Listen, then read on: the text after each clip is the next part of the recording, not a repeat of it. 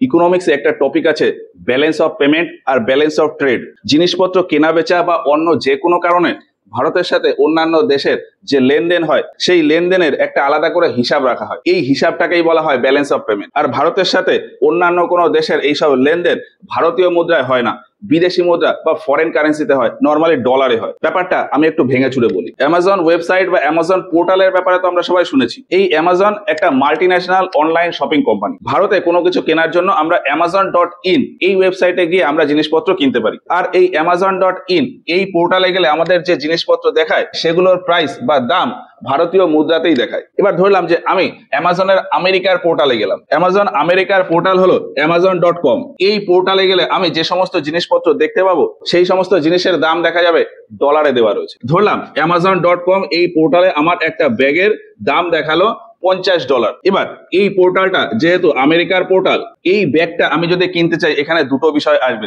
এই ব্যাগটা আমার আমেরিকা থেকে ভারতে ইম্পোর্ট হবে আর এই অ্যামাউন্টটা দেওয়ার জন্য আমার ডলারে পেমেন্ট করতে হবে। এবার আমি যখন পেমেন্ট করতে যাব তখন আমি আমার কোনো না কোনো ব্যাংক অ্যাকাউন্ট দিয়ে পেমেন্ট করব। আমার ব্যাংক অ্যাকাউন্টে তো আর ডলার নেই, আমার অ্যাকাউন্টে ভারতীয় মুদ্রায় অর্থ রয়েছে। তো সেক্ষেত্রে আমি এই পেমেন্টটা করবো কিভাবে? এইখানে কি কি অপশন আসবে সেটা আমি একটু বলি। এটা যখন আমি পারচেস করতে যাবো তখন এর হিসাবে হয়তো দাম দেখাবে 4,500 টাকা। সেই হিসাবে আমি এই 4,500 টাকা পেমেন্ট করে দেবো। আমার অ্যাকাউন্ট থেকে 4,500 টাকা কেটে নেবে। এবার আমার অ্যাকাউন্ট থেকে এই যে 4,500 টাকা কেটে নিল, এই 4,500 টাকা কি ভারতীয় মুদ্রাতে আমেরিকার কাছে যাবে?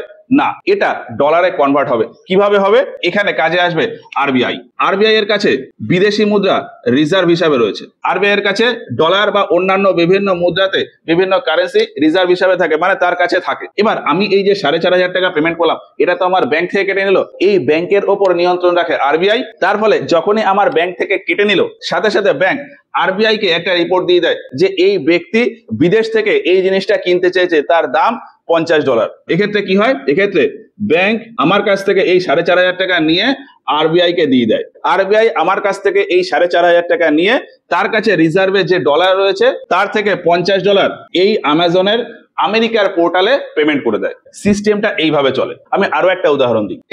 টেসলা একটা বিদেশি কোম্পানি। ভারতীয় একটা অটোমোবাইল কোম্পানি আছে মারুতি। টেসলা হয়তো এই মারুতিতে $200 ইনভেস্ট করতে চায়। আমি বোঝার জন্য সংখ্যাটা খুব ছোট নিলাম। কি বললাম? টেসলা মারুতিতে $200 ইনভেস্ট করতে চায়। এর মানে কি? টেসলা মারুতিকে $200 একটা পেমেন্ট করবে। এবার মারুতি যেহেতু ভারতীয় কোম্পানি, ভারতে এই টাকাটা খাটানোর জন্য তার ভারতীয় মুদ্রায় অর্থ প্রয়োজন। এক্ষেত্রে টেসলার অ্যাকাউন্ট থেকে মারুতির ব্যাংক অ্যাকাউন্টে $200 ক্রেডিট হয়ে যাবে। কিন্তু এর মাঝখানে অনেক গল্প আছে। মারুতির কোনো না কোনো ব্যাংক অ্যাকাউন্টে রয়েছে আর এই ব্যাংক অ্যাকাউন্ট আরবিআই কন্ট্রোল করে। ফলে টেসলা যখন এই $200 মারুতির ব্যাংক অ্যাকাউন্টে পাঠাবে তখন এই টাকাটা প্রথমে আরবিআই তে আসবে। এবার আরবিআই এর কাছে তাহলে $200 এলো। এবার এই আরবিআই এর কাছে যেমন বিদেশি মুদ্রা রিজার্ভ হিসাবে থাকে, সেই রকমই ভারতীয় মুদ্রাও রিজার্ভ হিসাবে থাকে।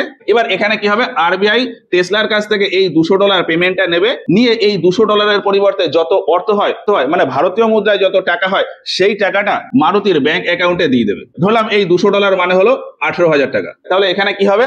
আরবিআই টেসলার কাছ থেকে $200 নিয়ে 18,000 টাকা মারুতির ব্যাংক অ্যাকাউন্টে ফেলে দিল। মারুতি এবার এই 18,000 টাকাটা নিয়ে তার কাজে খাটাতে পারবে। মারুতি যদি এই $200 ডলার ফর্মে রিসিভ করতো তাহলে এই টাকাটা কিন্তু কোথাও খাটাতে পারতো না। যখন এই ভারতীয় মুদ্রায় অর্থ রিসিভ হয়েছে তখন সে টাকাটা খাটাতে পারছে। তো এইখানে অ্যাকচুয়ালি কি হচ্ছে? এখানে বিদেশের সাথে যত লেনদেন হচ্ছে তার ফলে কিন্তু আরবিআই এর কাছে যে রিজার্ভ রয়েছে ফরেন কারেন্সি বা বিদেশি মুদ্রায় যে রিজার্ভ রয়েছে, যেটা জমানো রয়েছে, সেটা কিন্তু হয় দেশের বাইরে বেরিয়ে যাচ্ছে বা বাইরে থেকে দেশে আসছে। যেমন এই কন্ডিশনে আরবিআই এর কাছে যা রিজার্ভ ছিল সেটা বাইরে চলে যাচ্ছে।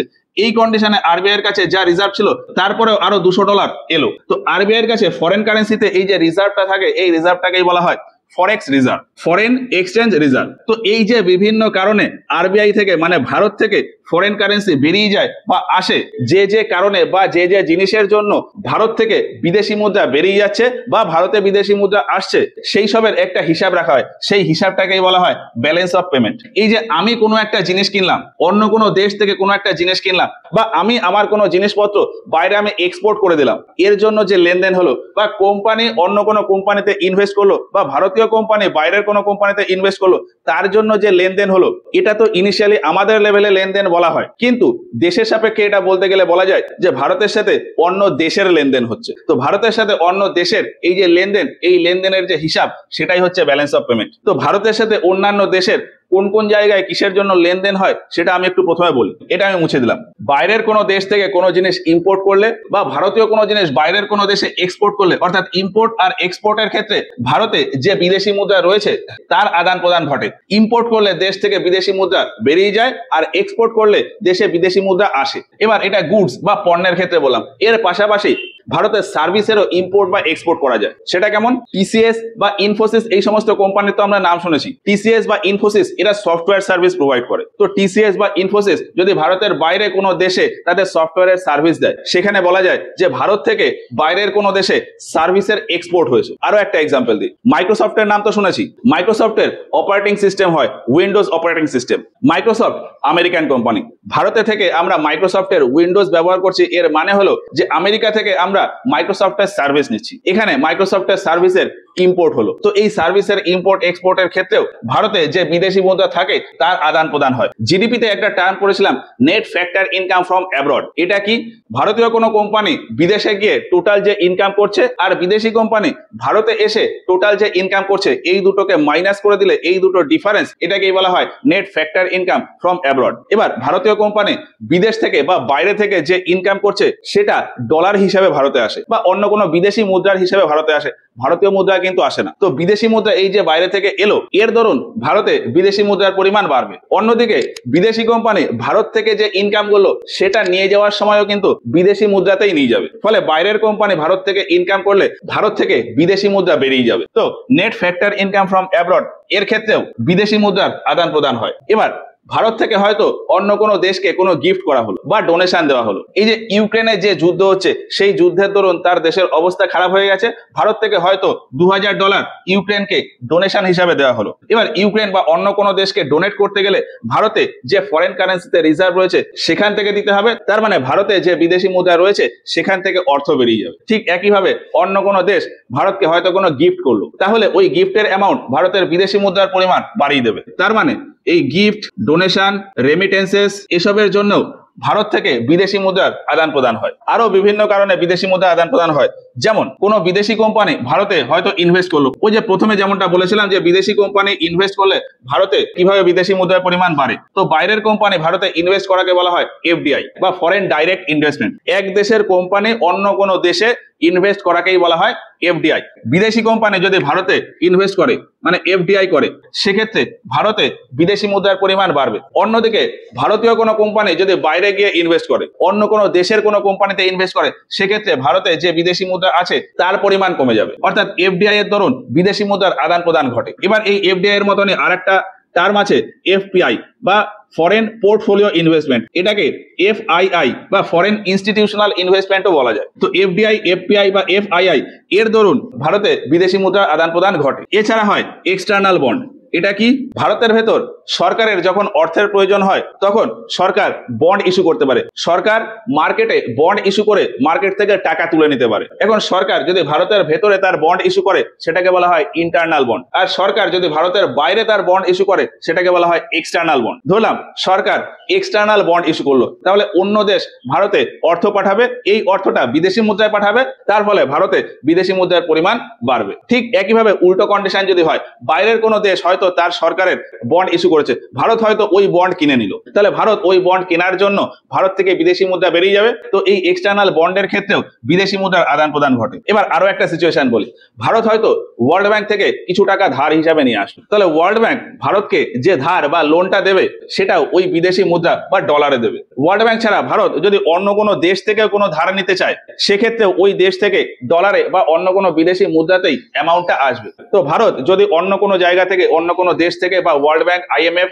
বা এশিয়ান ডেভেলপমেন্ট ব্যাংক, অন্য যে কোনো জায়গা থেকে যদি ধার নিতে চায়, সেক্ষেত্রে ভারতে বিদেশি মুদ্রার পরিমাণ বাড়ে। এবার বাইরে থেকে এই ধার নেওয়াটাকে বলা হয় এক্সটার্নাল বড়োয়িং। তো এক্সটার্নাল বড়োয়িং করলে ভারতে বিদেশি মুদ্রার আমদানি হয়, মানে আসে। এবার এর ঠিক উল্টো কন্ডিশন ধরলাম, ভারত হয়তো ধার নিল, এবার সেই ধারটা শোধ করতে হবে, ওয়ার্ল্ড ব্যাংক থেকে যে ধার নিয়েছিল সেটা শোধ করতে হবে, সেটা শোধ করার জন্য বিদেশি মুদ্রাতেই পেমেন্ট করতে হবে। তো ধার শোধ করতে গেলেও আমার বিদেশি মুদ্রা ভারত থেকে বেরিয়ে যাবে। এর পাশাপাশি ভারত হয়তো অন্য কোনো দেশকে ধার দিতে চাইলো, তাহলে অন্য কোনো দেশকে ধার দেওয়ার ক্ষেত্রেও বিদেশি মুদ্রাতেই ধার দিতে হবে, ডলারে ধার দিতে হবে। তো অন্য কোনো দেশকে ধার দেওয়াকে বলা হয় এক্সটার্নাল লেন্ডিং। তো এক্সটার্নাল লেন্ডিং এর ক্ষেত্রেও ভারতে বিদেশি মুদ্রার আদান প্রদান হয়। আর ওই লোন শোধ করার ব্যাপারটা বললাম, লোন শোধ করাকে বলা হয় লোন রিপেমেন্ট করা। তো লোন রিপেমেন্টের ক্ষেত্রেও বিদেশি মুদ্রার আদান প্রদান ঘটে। আর কি হতে পারে, এনআরআই মানে নন রেসিডেন্ট অফ ইন্ডিয়া, এদের দ্বারা ভারতে বিদেশি মুদ্রার আদান প্রদান ঘটে। কোনো একজন এনআরআই বিদেশ থেকে যখন ভারতে টাকা পাঠায় সেটা কিন্তু বিদেশি মুদ্রাতেই পাঠায়, তার মানে এনআরআই ভারতে টাকা পাঠালে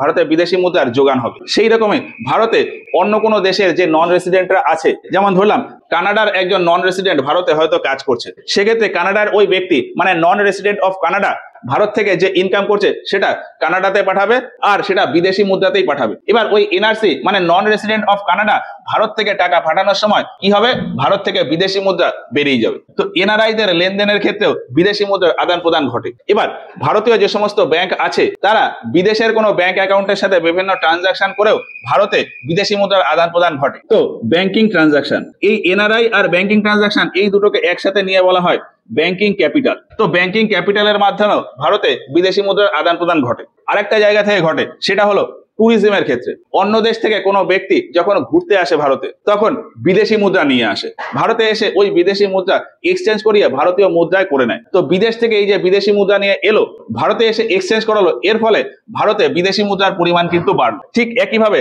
ভারত থেকে কোনো ব্যক্তি যখন বিদেশে ঘুরতে যায়, তখন দুটো কাজ হতে পারে, ভারত থেকে এই বিদেশি মুদ্রায় কনভার্ট করে সেই বিদেশি মুদ্রা নিয়ে যেতে পারে, অথবা ভারতীয় মুদ্রা সেখানে নিয়ে গেল, সেখানে নিয়ে বিদেশি মুদ্রায় কনভার্ট করে নিল। তো যাই করুক না কেন, ভারত থেকে আলটিমেট বিদেশি মুদ্রা বেরিয়ে যাচ্ছে। তো এই ট্যুরিজমের ক্ষেত্রেও ভারতে বিদেশি মুদ্রার পরিমাণ আসে বা বেরিয়ে যায়। তো এই ট্যুরিজমটাকে আমরা এখানে লিখছি। নর্মালি এই সমস্ত জিনিসের মাধ্যমেই ভারতে বিদেশি মুদ্রার আদান প্রদান ঘটে। এবার এই যে আলাদা আলাদা পয়েন্ট বললাম, এই আলাদা আলাদা পয়েন্টগুলোকে বলা হয় এক একটা হেড বা এক একটা সেকশন। এই প্রত্যেকটা হেড বা প্রত্যেকটা সেকশনের জন্য ভারত থেকে কত বিদেশি মুদ্রা বেরিয়ে যাচ্ছে বা ভারতে কত বিদেশি মুদ্রা আসছে তার হিসাব রাখে আরবিআই। প্রত্যেকটা দেশের জন্য এই হিসাবটা রাখতে হয়।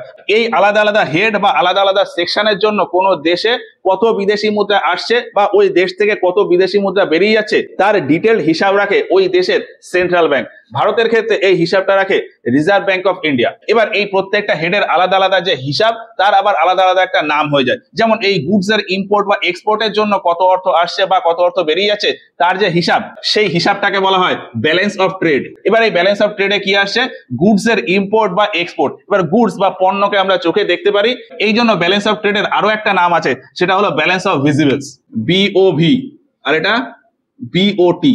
গুডস বা পণ্যের ইম্পোর্ট বা এক্সপোর্টের জন্য ভারতে কত বিদেশি মুদ্রা আসছে বা ভারত থেকে কত বিদেশি মুদ্রা বেরিয়ে যাচ্ছে তার যে হিসাব, সেই হিসাবটাকেই বলা হয় ব্যালেন্স অফ ট্রেড বা ব্যালেন্স অফ ভিজিবলস। এরপর এই যে হেডগুলো আছে অর্থাৎ সার্ভিসের ইম্পোর্ট বা এক্সপোর্ট, এর জন্য আলাদা একটা হিসাব রাখা হয়। ট্যুরিজমের ফলে ভারতে কত অর্থ আসছে, ভারত থেকে কত বেরিয়ে যাচ্ছে তার একটা আলাদা হিসাব হয়। এনএফআইএ অর্থাৎ net factor income from abroad, এর দরুন ভারতে কত বিদেশি মুদ্রা এলো বা ভারত থেকে কত বেরিয়ে গেল তার একটা আলাদা হিসাব হয়। প্রত্যেকটা হেডের জন্য আলাদা আলাদা একটা হিসাব হয়। এবার এখানে চারটে হেড রেখেছি, তাহলে চারটে হেডের জন্য চারটে আলাদা হিসাব হবে। এই চারটে আলাদা হিসাবকে একসাথে মার্জ করে বলা হয় ব্যালেন্স অফ ইনভিজিবলস। এই চারটে হিসাবকে একসাথে মার্জ করে বলা হয় ব্যালেন্স অফ ইনভিজিবলস। ঠিক একইভাবে এফডিআই, এফপিআই বা এফআইআই, এর দরুন বিদেশি মুদ্রার যে আদান প্রদান হচ্ছে তার একটা আলাদা হিসাব থাকে। এক্সটার্নাল বন্ডের দরুন যে বিদেশি মুদ্রার আদান প্রদান হচ্ছে তারও একটা আলাদা হিসাব থাকে।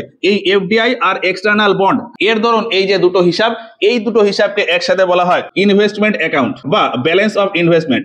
এই দুটো হেডের দরুন যে হিসাব, সেই দুটো হিসাবকে একসাথে বলা হয় ইনভেস্টমেন্ট অ্যাকাউন্ট বা ব্যালেন্স অফ ইনভেস্টমেন্ট। এরপর এক্সটার্নাল বরোয়িং আর এক্সটার্নাল লেন্ডিং মানে বিদেশে ধার দেওয়া বা বাইরে থেকে ধার নেওয়া। এই ধার দেওয়া নেওয়ার জন্য যে বিদেশি মুদ্রার আদান প্রদান ঘটে, এই দুটোর যে আলাদা হিসাব থাকে, সেই হিসাব দুটোকে একসাথে বলা হয় লোন অ্যাকাউন্ট বা ব্যালেন্স অফ লোন।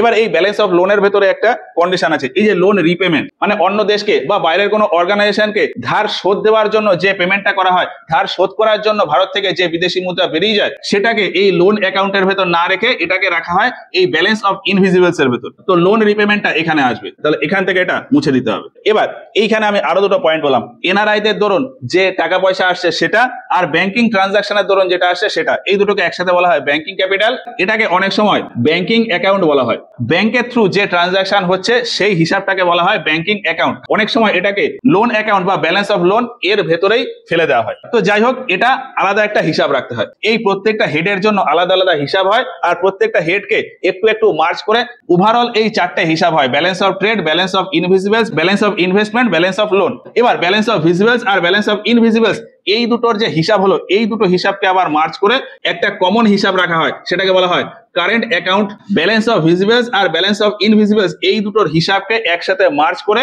যে হিসাবটা হয় সেই হিসাবকে বলে কারেন্ট অ্যাকাউন্টের হিসাব বা current account, normally current account. আর এই যে হিসাবগুলো হচ্ছে অর্থাৎ ইনভেস্টমেন্ট, লোন আর এই ব্যাংকিং অ্যাকাউন্ট, এই তিনটে হিসাবকে আবার একসাথে বলা হয় ক্যাপিটাল অ্যাকাউন্ট। এবার কারেন্ট অ্যাকাউন্টের একটা আলাদা হিসাব থাকে, ক্যাপিটাল অ্যাকাউন্টের একটা আলাদা হিসাব থাকে। এই হিসাব দুটোকে আমি যদি এবার মিলিয়ে দিই, এই দুটো হিসাবকে একসাথে করলে যে হিসাবটা হয় সেটাকেই বলে ব্যালেন্স অফ পেমেন্ট। তো ব্যালেন্স অফ পেমেন্টের অ্যাকচুয়াল ডেফিনেশন কি? এক বছরে এই প্রত্যেকটা হেডের হিসাব সেগুলোকে পরপর এইরকম ধাপে ধাপে মার্চ করে ফাইনাল যে হিসাবটা আসে সেই হিসাবটাকেই বলা হয় ব্যালেন্স অফ পেমেন্ট বা বিওপি। বিওপি এক বছরের একটা হিসাব হয়, আর বিওটি বা ব্যালেন্স অফ ট্রেড এই ব্যালেন্স অফ পেমেন্টেরই একটা পার্ট। এবার বোঝার সুবিধার জন্য আমি কিছু ভ্যালু নিই, তাহলে এই পুরো বিষয়টা আরো ভালোভাবে ক্লিয়ার হয়ে যাবে। এখানে আমরা তিনটে কলাম টেনেছি। এই তিনটে কলামের ভেতর প্রথম লিখেছি ক্রেডিট, তারপর ডেবিট, তারপরে নেট। ক্রেডিট মানে হলো এই হেডের জন্য ভারতে কত মুদ্রা এসছে, ডেবিট মানে ওই হেডের জন্য ভারত থেকে কত মুদ্রা বেরিয়ে গেছে। এখন কত এসছে মাইনাস কত বেরিয়ে গেছে, এটা করলে আসে নেট। সেই হিসাবে আমরা হিসাবটা পাবো। তো প্রথমেই আছে ইম্পোর্ট বা এক্সপোর্ট অফ গুডস, মানে জিনিসপত্রের আমদানি বা রপ্তানির জন্য ভারতে কত অর্থ এলো বা বেরিয়ে গেল। এবার এই অর্থটা আমরা বিদেশি মুদ্রা নরমালি ডলারে করব। এবার জিনিসপত্রের জন্য ভারতে বিদেশি মুদ্রা আসবে কখন? যখন ভারত থেকে জিনিসপত্র রপ্তানি হবে, মানে এক্সপোর্ট হবে। তো ধরলাম গত এক বছরে ভারত থেকে টোটাল $44,000 এক্সপোর্ট হয়েছে। তাহলে ভারত থেকে এক্সপোর্ট হচ্ছে কত? $44,000। মানে ভারতের কোনো একজন ব্যক্তি বা কোনো কোম্পানি বা ভারত সরকার দ্বারা অন্যান্য দেশে যে সমস্ত জিনিসপত্র বিক্রি করা হয়েছে, মানে রপ্তানি করা হয়েছে, তার জন্য ভারতে $44,000 বিদেশি মুদ্রা এসছে। এবার জিনিসপত্র যেমন রপ্তানি হয়েছে, তার পাশাপাশি জিনিসপত্র আমদানিও হয়েছে, মানে ইম্পোর্ট হয়েছে। ইম্পোর্টের ফলে বিদেশি মুদ্রা ভারত থেকে বেরিয়ে গেছে। ধরলাম গত বছরে ভারতে টোটাল $68,000 ইম্পোর্ট হয়েছে, মানে জিনিসপত্র আমদানি করার জন্য ভারত থেকে বিদেশি মুদ্রা বেরিয়ে গেছে কত? 68,000। তার মানে গুডস এর ইম্পোর্ট বা এক্সপোর্টের জন্য ভারতে এসছে $44,000, ভারত থেকে বেরিয়ে গেছে $68,000। এবার এই হিসাবটাকে কি বলা হয়? এই হিসাবটাকে বলা হয় ব্যালেন্স অফ ট্রেড। তো ব্যালেন্স অফ ট্রেডের ধরুন নেট ব্যালেন্স অফ ট্রেড কত? এই ক্রেডিট থেকে ডেবিট মাইনাস করে দিলে কত হয়? 44,000 থেকে 68,000 বাদ দিয়ে দিলে আসে -24,000। তাহলে -24,000। এই -24,000টা কি? এইটা হলো ব্যালেন্স অফ ট্রেড। এই হিসাবটাকে কি বলা হয়? ব্যালেন্স অফ ট্রেড বা ব্যালেন্স অফ ভিজিবলস। এই ব্যালেন্স অফ ট্রেডটাকেই ট্রেড ব্যালেন্সও বলা হয়। তো ব্যালেন্স অফ ট্রেডের ক্ষেত্রে কত এলো? নেট ভ্যালু এলো -24,000। মানে ইম্পোর্ট আর এক্সপোর্টের ফলে ফাইনালি ভারত থেকে $24,000 বেরিয়ে যাবে। তো গুডস এর ব্যাপারটা গেল। গুডস এর পরে এবারে সার্ভিসেরও এক্সপোর্ট ইম্পোর্ট হয়। ধরলাম ভারত থেকে সার্ভিসের এক্সপোর্ট হয়েছে, ওই এক্সপোর্টের ধরুন ভারতে টাকা এসছে। কত টাকা এসছে? $20,000। ভারত থেকে সার্ভিসের এক্সপোর্ট করে ভারতে অর্থ এসছে $20,000। এবার ভারতে সার্ভিসের ইম্পোর্টও হয়েছে। ইম্পোর্ট হলে ভারত থেকে বিদেশি মুদ্রা বেরিয়ে যাবে। ধরলাম ভারতে সার্ভিসের ইম্পোর্ট হয়েছে $4,000। সার্ভিসের ইম্পোর্ট এক্সপোর্টের দরুন ভারতে অর্থ এসছে $20,000, ভারত থেকে বেরিয়ে গেছে $4,000। তাহলে ফাইনালি বিদেশি মুদ্রা রয়েছে কতটা? 20,000 মাইনাস 4,000, তাহলে 16,000। তাহলে $16,000 সার্ভিসের দরুন ভারতে বিদেশি মুদ্রা রয়েছে। এই একটা হিসাব হলো। তাহলে এই একটা আলাদা হিসাব, এটা একটা আলাদা হিসাব। এইভাবে প্রত্যেকটারই একটা আলাদা হিসাব হয়। এবার ট্যুরিজমের ক্ষেত্রে, ট্যুরিজমের জন্য ধরলাম ভারতে টোটাল অর্থ এসছে, বিদেশি মুদ্রা এসছে $3,000, আর ভারত থেকে হয়তো বিদেশি মুদ্রা বেরিয়ে গেছে $2,000। তাহলে নেট কত? নেট হবে $1,000। এগুলো সব প্লাসে। এরপর আছে net factor income from abroad, মানে ভারতীয় কোম্পানি বিদেশে গিয়ে কত ইনকাম করলো, বিদেশি কোম্পানি ভারত থেকে কত ইনকাম করলো। তো ভারতীয় কোম্পানি বিদেশ থেকে ইনকাম করা মানে ভারতে ক্রেডিট হওয়া। ধরলাম ভারতীয় কোম্পানি বিদেশ থেকে টোটাল ইনকাম করলো $12,000, আর বিদেশি কোম্পানি ভারত থেকে টোটাল ইনকাম করলো $17,000। তাহলে net factor income from abroad এটা কত হবে? এই 12,000 থেকে 17,000 বাদ দিয়ে দিলে -5,000। তাহলে ফ্যাক্টর ইনকামের দরুন আলটিমেটলি ভারত থেকে বিদেশি মুদ্রা বেরিয়ে যাচ্ছে কত? $5,000। এবার গিফট, ডোনেশন বা রেমিটেন্সের দরুন অন্যান্য দেশ থেকে ভারতের কাছে হয়তো $2,000 আসছে, আর ভারত অন্যান্য দেশকে গিফট, ডোনেশন, রেমিটেন্স হিসাবে হয়তো $1,500 দিয়ে দিচ্ছে। তাহলে এই হেডের জন্য ভারতে বিদেশি মুদ্রা কত থাকবে? 2000 মাইনাস 1500 করলে 500, এটাও পজিটিভে। তাহলে $500 এই গিফট ডোনেশনের দরুন ভারতে বিদেশি মুদ্রা থাকবে, মানে আসবে। এরপরে আছে লোন রিপেমেন্ট, মানে ধার শোধ করার হেড। ভারত হয়তো অন্য কোনো দেশকে কিছু ধার দিয়েছিল, সেই ধার শোধ বাবদ ভারতে হয়তো $20,000 এসছে। এবার ভারতেরও কিছু ধার নেওয়া ছিল, সেগুলো শোধ করার দরুন ভারত থেকে বিদেশি মুদ্রা বেরিয়ে যাবে, ধরলাম সেই হিসাবে $9,500 পেমেন্ট করতে হলো। তাহলে এই লোন রিপেমেন্টের দরুন ভারতে নেট বিদেশি মুদ্রা কত থাকছে? 20,000 মাইনাস 9,500, তার মানে প্লাস 10,500। এবার এই হেড গুলো পেলাম, এই 5টা হেড মিলিয়ে একসাথে বলা হয় ব্যালেন্স অফ ইনভিজিবলস। তো এই ব্যালেন্স অফ ইনভিজিবলস এর ভেতর প্রত্যেকটা হেডে আমি একটা ফাইনাল হিসাব পেয়েছি। এবার এই সবকটা হেডকে একসাথে মার্জ করে দিলে কত হবে? 16 আর 1 17, 17 আর 10 27, 28, 28 মাইনাস 5 23, তাহলে $23,000। তাহলে প্লাস $23,000। এটা কি আসবে? এই হিসাবটা হলো ব্যালেন্স অফ ইনভিজিবলস। তো ব্যালেন্স অফ ট্রেডের ক্ষেত্রে নেট ব্যালেন্স কত থাকছে? মাইনাস $24,000। ব্যালেন্স অফ ইনভিজিবলস এর ক্ষেত্রে নেট ব্যালেন্স কত থাকছে? প্লাস $23,000। এবার এই হেড গুলোতে প্লাসে থাকছে না মাইনাসে থাকছে তার উপর ভিত্তি করে বিভিন্ন নাম হয়। যেমন ব্যালেন্স অফ ট্রেড যদি মাইনাসে থাকে তাহলে সেক্ষেত্রে বলা হয় ডেফিসিট ব্যালেন্স অফ ট্রেড। এই ব্যালেন্স অফ ট্রেড যদি প্লাসে থাকে মানে পজিটিভে থাকে সেক্ষেত্রে বলা হয় সারপ্লাস ব্যালেন্স অফ ট্রেড। আর এই ব্যালেন্স অফ ট্রেড যদি জিরো হয়ে যায় সেক্ষেত্রে বলা হয় ব্যালেন্সড ব্যালেন্স অফ ট্রেড। তো ব্যালেন্স অফ ট্রেড কি হতে পারে? পজিটিভ হতে পারে, নেগেটিভ হতে পারে, জিরো হতে পারে। যদি পজিটিভ হয় সেক্ষেত্রে বলা হয় surplus balance of trade, negative হলে ডেফিসিট ব্যালেন্স অফ ট্রেড, আর ব্যালেন্স অফ ট্রেডের ভ্যালু যদি জিরো হয়ে যায় সেক্ষেত্রে balanced balance of trade. Zero কখন হবে? এক্সপোর্ট যত টাকার হয়েছে, ইম্পোর্ট যদি ঠিক তত টাকারই হয় সেক্ষেত্রে ব্যালেন্স অফ ট্রেডের ভ্যালু জিরো হয়ে যাবে। তো ব্যালেন্স অফ ট্রেডের ক্ষেত্রে যেমন এইরকম 3টে কন্ডিশন হতে পারে, ব্যালেন্স অফ ইনভিজিবলস এর ক্ষেত্রেও তাই হতে পারে। এইখানে ব্যালেন্স অফ ইনভিজিবলস এর আলটিমেট ভ্যালু কত এসছে? প্লাসে। তার মানে বলা যায় যে ভারতের ক্ষেত্রে ব্যালেন্স অফ ইনভিজিবলস সারপ্লাসে রয়েছে, ওখানে ব্যালেন্স অফ ট্রেড ডেফিসিটে রয়েছে। এই বিষয়গুলো বলা যায়। এবার এফডিআই, এফপিআই বা এফআইআই এর ব্যাপারটা বলি। এই হেডের দরুন ভারতে হয়তো $9,000 এসছে, তার মানে বিদেশি কোম্পানি ভারতে যে ইনভেস্ট করেছে তার জন্য ভারতে বিদেশি মুদ্রা এসছে $9,000। এবার ভারতীয় কোম্পানিও বিদেশে ইনভেস্ট করেছে, তো তার জন্য ভারত থেকে বিদেশি মুদ্রা বেরিয়ে গেছে, ধরলাম 3,500 বিদেশি মুদ্রা ভারত থেকে বেরিয়ে গেছে। ভারতীয় কোম্পানির বাইরে এফডিআই করার জন্য 3,500 বেরিয়েছে। তো ভারতের ক্ষেত্রে আলটিমেটলি এর রেজাল্ট হিসাবে কত টাকা থাকছে? 9,000 মাইনাস 3,500, মানে প্লাসে থাকছে $5,500। তার মানে এফডিআই এর হিসাবে ভারতে বিদেশি মুদ্রা থেকে যাচ্ছে কত? $5,500। এবার এক্সটার্নাল বন্ডের হেডটা বলি। ভারত হয়তো বাইরে এক্সটার্নাল বন্ড ইস্যু করেছে, তার জন্য ভারতে বিদেশি মুদ্রা আসবে, ধরলাম সেই হিসাবে ভারতে টোটাল $1,000 বিদেশি মুদ্রা এসছে। এর পাশাপাশি ভারত হয়তো অন্য কোনো দেশের এক্সটার্নাল বন্ড কিনে নিয়েছে, তার জন্য ভারত থেকে বিদেশি মুদ্রা বেরিয়ে যাবে, ধরলাম $250 বিদেশি মুদ্রা বেরিয়ে গেছে। তো এই এক্সটার্নাল বন্ডের দরুন ভারতে আলটিমেটলি বিদেশি মুদ্রা রয়েছে কত? 1000 মাইনাস 250, তাহলে 750। তাহলে এটাও পজিটিভে $750। এবার ধার দেওয়া নেওয়ার ব্যাপারটা বলি। এইখানে লিখেছি এক্সটার্নাল বরোয়িং হেড।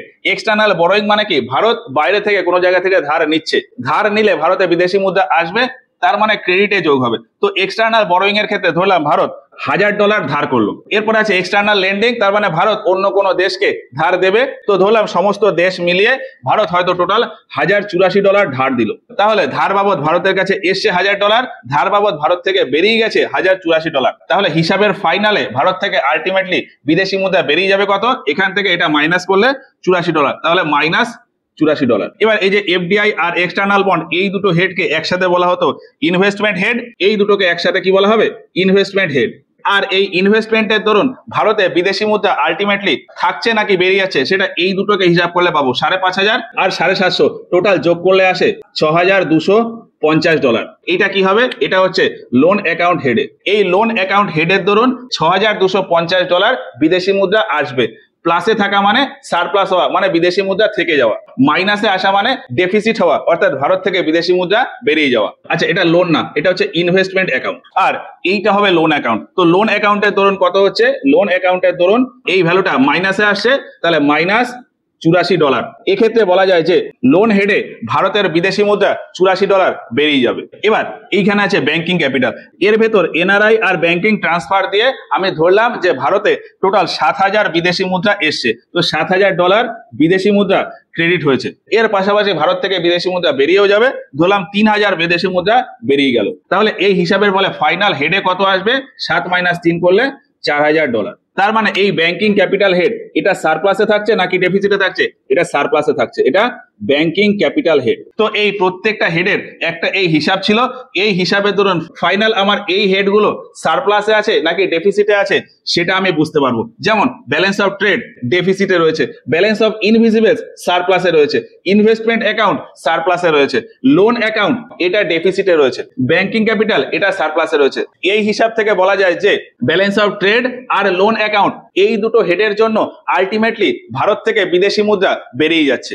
আর অন্য যে হেড অর্থাৎ balance of invisibles, investment account আর ব্যাংকিং ক্যাপিটাল এই তিনটে হেডের জন্য ভারতে বিদেশি মুদ্রার সারপ্লাস হচ্ছে, মানে ভারতে বিদেশি মুদ্রা জমা হচ্ছে, ভারতে বেশি বেশি বিদেশি মুদ্রা আসছে। এবার এই হেডগুলোকে আবার মার্জ করলে নতুন একটা অ্যাকাউন্ট পাবো, যেমন ব্যালেন্স অফ ট্রেড আর balance of invisibles, balance of trade বা ব্যালেন্স অফ ভিজিবলস আর ব্যালেন্স অফ ইনভিজিবলস এই দুটোকে মার্জ করে দিলে একটা অ্যাকাউন্ট পাবো, সেটাকে বলা হয় কারেন্ট অ্যাকাউন্ট। তাহলে ব্যালেন্স অফ ট্রেড আর ব্যালেন্স অফ ইনভিজিবলস এটাকে ক্যালকুলেট করলে কত হবে? -24 + 23, তার মানে -1000 এইটা হচ্ছে আমাদের কারেন্ট অ্যাকাউন্ট। তাহলে কারেন্ট অ্যাকাউন্ট হেডে আলটিমেটলি ভ্যালু কত এসছে?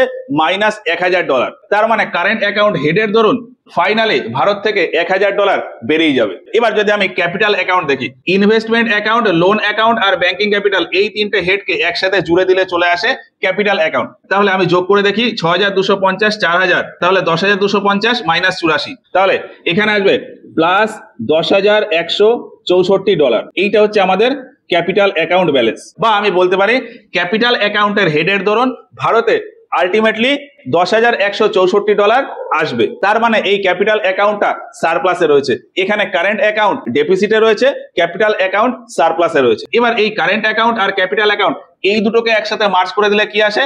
+9,164। এই যে ফাইনাল হিসাবটা পেলাম এটাকেই বলা হয় ব্যালেন্স অফ পেমেন্ট। তো এই হিসাবের ফলে আলটিমেটলি গিয়ে দেখা যাবে যে ভারতের ব্যালেন্স অফ পেমেন্ট পজিটিভ, মানে সারপ্লাসে রয়েছে। সমস্ত কিছু খরচাপাতি দেখিয়ে আলটিমেটলি দেখা যাবে যে ভারতের কাছে শেষমেশ বিদেশি মুদ্রা আসছে, বিভিন্ন দিকে বিদেশি মুদ্রা বেরিয়ে যাচ্ছে, বিভিন্ন দিক থেকে আসছে, সবকিছু মিলিয়ে আলটিমেটলি ভারতের কাছে বিদেশি মুদ্রা থেকে যাচ্ছে। ফাইনালি এই ব্যালেন্স অফ পেমেন্ট হয় পজিটিভে আসবে, না হলে নেগেটিভে আসবে, আর না হলে জিরো আসবে। যদি পজিটিভে থাকে তাহলে সেক্ষেত্রে বলা হয় যে সারপ্লাস ব্যালেন্স অফ পেমেন্ট, যদি নেগেটিভে থাকে সেক্ষেত্রে বলা হয় যে ভারতের জন্য ডেফিসিট ব্যালেন্স অফ পেমেন্ট, আর যদি জিরো হয়ে যায় সেক্ষেত্রে বলা হয় ব্যালেন্সড ব্যালেন্স অফ পেমেন্ট। এইবার এইখানে আমি আরেকটা কথা বলি, এই যে এত হিসাব নিকাশ করলাম, এই যে বলছি $20,000 ভারতে আসছে, এই বিদেশি মুদ্রা এসে থাকছে কোথায়?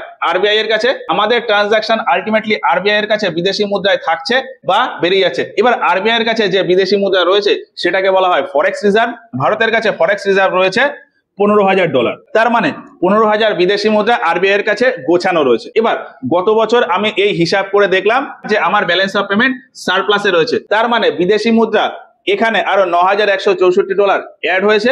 এই $9,164 এই ফরেক্স রিজার্ভের সাথে যোগ হয়ে যাবে। তাহলে এই বছরে ভারতের ফরেক্স রিজার্ভ কত হবে? 15,000 + $9,164 যোগ করে দিলে আসবে $24,164। তাহলে এই বছর দাঁড়িয়ে ভারতের ফরেক্স রিজার্ভ কত? $24,164। এবার এই বছরেও এইরকম একটা হিসাব হবে।